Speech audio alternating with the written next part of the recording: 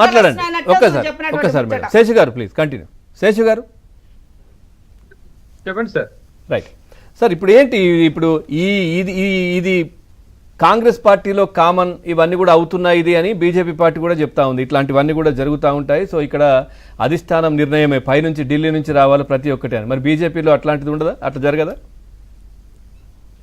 ఇప్పుడు భారతదేశ రాజకీయాలను మనం సుదీర్ఘంగా పరిశీలిస్తే ఇప్పుడున్నటువంటి రెండు జాతీయ పార్టీలను గనక మనం కంపేర్ చేసి చూస్తే కాంగ్రెస్ ఇస్ ఓల్డెస్ట్ పార్టీ, 140 ఏళ్ల చరిత్ర కలిగినటువంటి party. But Bharatiya Janata party సరే 80s లో వచ్చినటువంటి పార్టీగా మనం చూస్తే వాస్తవంగా రెండు పార్టీల మధ్య ఈ క్రమశిక్షణ డిసిప్లిన్ విషయంలో గనక మనం కంపారిజన్ చేస్తే Bharatiya Janata party far better than Congress కంటే కూడా భారతీయ జనతా పార్టీలో కొంచెం క్రమశిక్షణ ఎక్కువగా ఉంటది అనేది అనేక సందర్భాల్లో మనం చూసినటువంటి అంశం. అయితే కాంగ్రెస్ పార్టీలో గ్రూప్ రాజకీయాలు కానీ, వర్గ రాజకీయాలు కానీ, అసమ్మతి కానీ, క్రమశిక్షణ రాహిత్యం కానీ కాస్త ఎక్కువగానే ఉంటుంది.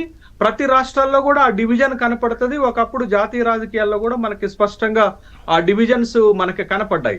అయితే కాంగ్రెస్ పార్టీ ఈ అస్మతి రాజకీయాలు, గ్రూప్ రాజకీయాలతోటి అనేక సందర్భాల్లో ఓడిపోయిన సందర్భం ఉంది.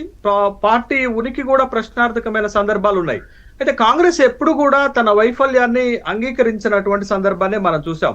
దానికి వాళ్ళు చెప్తున్న కారణం ఏంటంటే మా పార్టీలో ప్రజాస్వామ్యం ఎక్కువగా ఉంటుందని. నిన్న మహేష్ కుమార్ గౌడ్ గారు కూడా ఈ కొండ సురేఖ గారి ఎపిసోడ్ సంబంధించి నిజామాబాద్ లో మాట్లాడేటప్పుడు కాంగ్రెస్ పార్టీలో ప్రజాస్వామ్యం ఎక్కువగా ఉంటది అని అన్నారు. బట్ వాళ్ళు ప్రజాస్వామ్యం ఎక్కువగా ఉంటది అనేటటువంటి ఒక మాట చెప్తూ క్రమశిక్షణ రాహిత్యం పెద్ద ఎత్తున కనపడేటటువంటి అంశం. మరి కాంగ్రెస్ సంస్కృతి కనుక మనం పరిశీలిస్తే అసలు కొండా సురేఖ గారి విషయమే కాదండి అసలు. ఎందుకనంటే ఇప్పుడు కొండా సురేఖ గారు కానీ, కొండా సురేఖ గారి కుమార్తె సుష్మితా పటేల్ చేసినటువంటి వ్యాఖ్యలు ఇంతకంటే తీవ్రమైనటువంటి వ్యాఖ్యలు ఉమ్మడి ఆంధ్రప్రదేశ్ లో ఉన్నప్పుడు జరిగాయనేటటువంటి విషయం. ముఖ్యమంత్రులు ఎవరున్నా రాజశేఖర రెడ్డి గారి అస్మతి ఎంత తీవ్ర స్థాయిలో విమర్శలు చేసేదో మనకు తెలుసు. తర్వాత రాజశేఖర రెడ్డి గారు కూడా ముఖ్యమంత్రి అయిన తర్వాత పి జనార్దన్ రెడ్డి గారు, మర్రి శశిధర్ రెడ్డి గారు హైదరాబాద్ బ్రదర్స్ గా ముఖ్యమంత్రి చేస్తున్నటువంటి పనులపైన, ప్రభుత్వ నిర్ణయాలపైన అసమ్మతి చెప్పారు, పబ్లిక్ గా మాట్లాడినటువంటి సందర్భం ఉంది.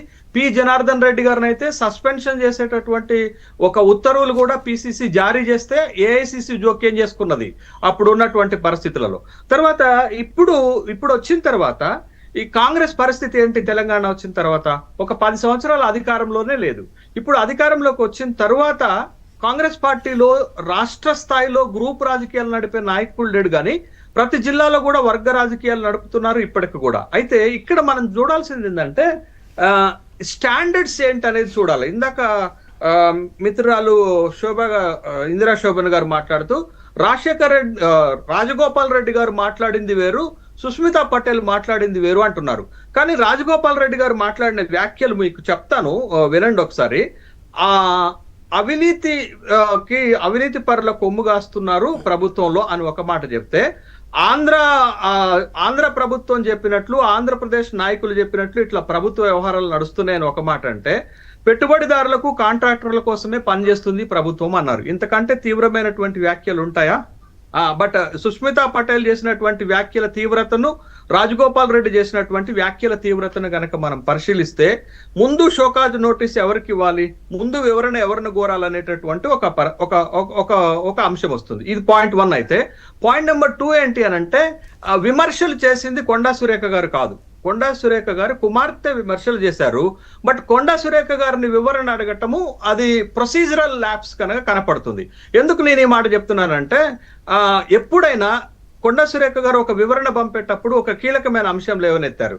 ఇది నా కుమార్తె వ్యక్తిగత విషయము, దాంతో నాకు సంబంధం లేదు అని అంటే బట్ అట్లా ఎలా ఉంటది అనేటటువంటి ఒక ప్రశ్న వస్తుంది. దానికి నేను రాజకీయాల్లో జరిగే ఒక పరిణామం చెప్తాను.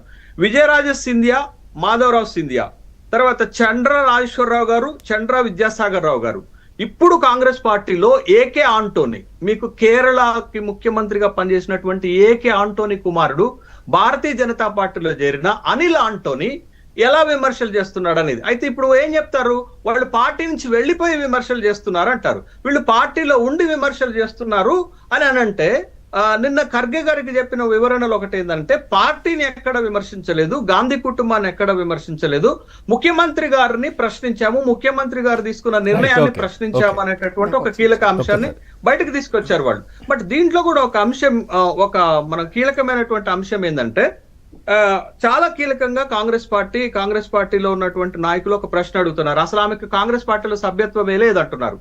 బట్ నేననేది వరంగల్ జిల్లా రాజకీయాలు స్పష్టంగా చూసిన వ్యక్తిగా నేను చెప్తున్నాను, ఆమెకు పార్టీలో సభ్యత్వం లేకపోవచ్చు, కానీ రేవూరు ప్రకాష్ రెడ్డి కంటే కూడా Konda Sushmita Patel senior in the party. ఎందుకంటున్నానంటే రేవూరు ప్రకాష్ రెడ్డి గారు కేవలం 2023 ఎన్నికలకు ముందు మాత్రమే కాంగ్రెస్ పార్టీలో చేరారు. అప్పుడు కాంగ్రెస్ పార్టీలో చేరేటప్పుడు రేవూరు ప్రకాష్ రెడ్డి గారికి కాంగ్రెస్ పార్టీలో సభ్యత్వమే లేదు. కొండా సుష్మితా పటేల్ కి సభ్యత్వం లేకపోయినా కాంగ్రెస్ పార్టీ కోసం, వాళ్ళ తల్లి గెలుపు కోసం, వాళ్ళ తండ్రి గెలుపు కోసం పనిచేసినటువంటి సందర్భం ఉన్నది. కాబట్టి బట్ ఇది ఎటు దారి తీస్తుంది అని అంటే, ఒకవేళ కొండా సుష్మితా పటేల్ పైన చర్య తీసుకోవాలా, కొండా సురేఖ పైన తీసుకుంటారా? కొండా సురేఖ పైన చర్య తీసుకోవాలంటే she a member of AICC. చూద్దాం సార్, ముఖ్యమంత్రి గారు మరి ఏం మాట్లాడారు? అన్న చాలా మాట్లాడినారు. ఒక చిన్న బ్రేక్ తీసుకుందాం. బ్రేక్ తర్వాత మీరు మాట్లాడండి. ఒక చిన్న బ్రేక్ తీసుకుందాం. చూస్తూనే ఉండండి ఏబిఎన్.